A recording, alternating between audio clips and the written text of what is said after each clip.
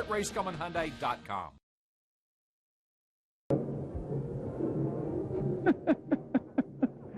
He's a tailor. He works as a tailor in the off season, and he has a lot of experience. Of course, he's made thousands, maybe thousands of dollars at Comiskey Park this year, pickpocketing folks that look just like me, unwitting, thinking he's just goofing around. I've probably lost about $50. Who is that kid? Wow. Who is that? That's my son. No, Yeah. it's not. That is, yes, ladies and gentlemen, that is Bruce Kopp reporting back in the 80s. Do you remember the story? I vaguely have a recollection. That was a White Sox mascot, and I'm a Cubs fan, which explains why I'm still out $50 after that moment. Yeah, and all these years later, the Cubs brought it home. So perfect. This was a pivotal time for this moment. I can finally move on, which is exactly what's going to happen. I blame the Cubs. You look good, though, and we are bringing up all these memories this morning because it is Bruce's last day with us here at Channel 13. Bruce has a message for you, but before we get to that, we have a special message for him. Hi, Bruce. We are all here with specific messages for you, and here's mine. There's a C.S. Lewis quote: "There are far, far better things ahead than any we leave behind." And you and I have been friends for 40 years, and we've spent most of our professional life working together, too. You have represented your family, this television station, and the legacy of your family way, way back wonderfully. I think we became friends because you had a passion for news and the Chicago Cubs. And there are far better things ahead for you, buddy, than any you leave behind. God bless you. And Bruce, we don't have nearly the history, of course, not that 40 years plus, but I certainly have some of the most fond memories. We were husband and wife on TV for 13 great years. Whenever I laughed too hard or maybe cried too hard at a story, you were always there to pick up the pieces for me, always that calm presence on the set. That will be missed. We are happy for your new adventures in life, and good luck to you.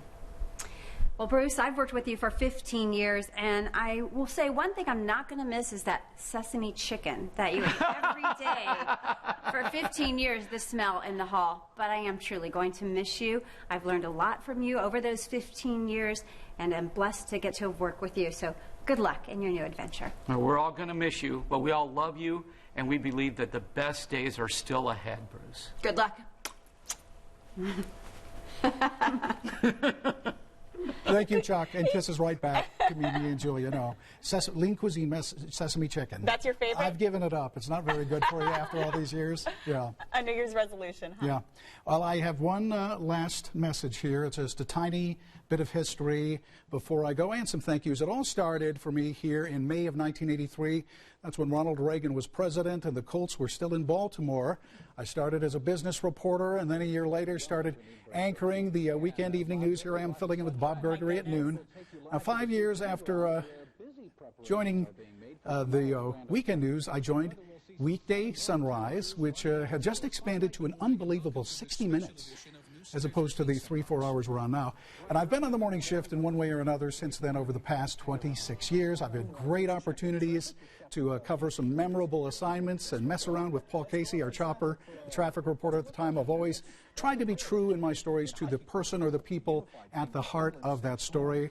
I've given the decision to step away a lot of thought due to recent changes here. I couldn't be more certain that now is the time to move on before I make any mistakes like this in my future on air. So I'd like to thank my wife Paula, my sons Jonathan and Justin for putting up with all the sleep deprivation that I've dealt with over the decades. Thanks to all of you who have written with your kind words of support, especially those in the last year and in particular the last week.